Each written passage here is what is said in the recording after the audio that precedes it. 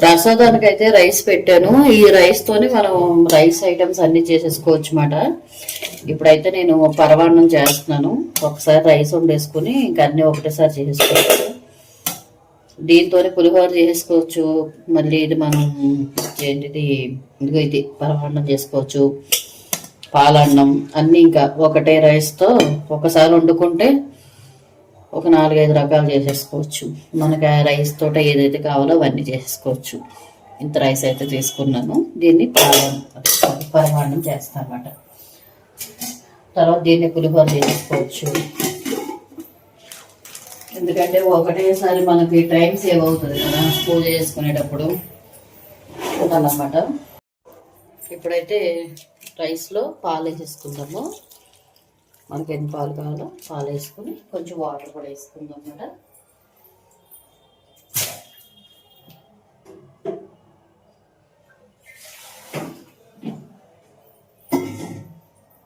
Water కొన్ని వేస్తున్నాను.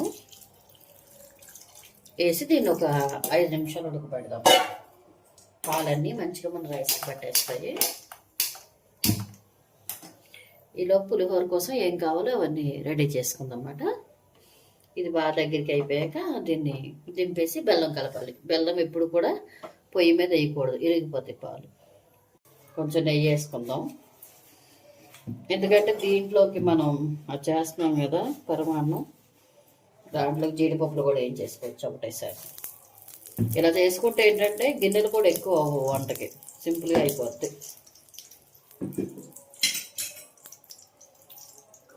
ఒకటే గిన్నెలో అన్నీ చేసుకోవచ్చు అన్నమాట.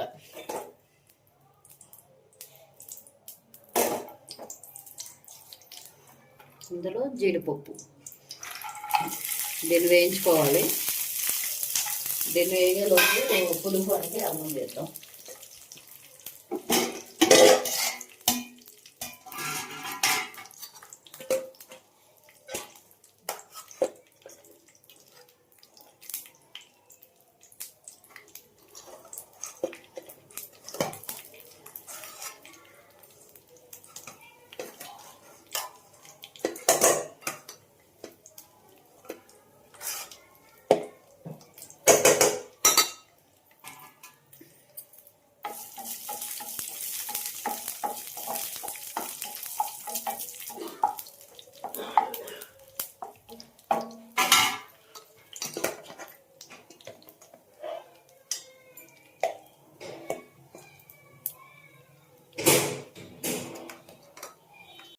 జీడిపప్పులు అయితే వేగిపోయినాయి కదా, దీన్ని ఒక ప్లేట్లో తీసేసుకుందాం.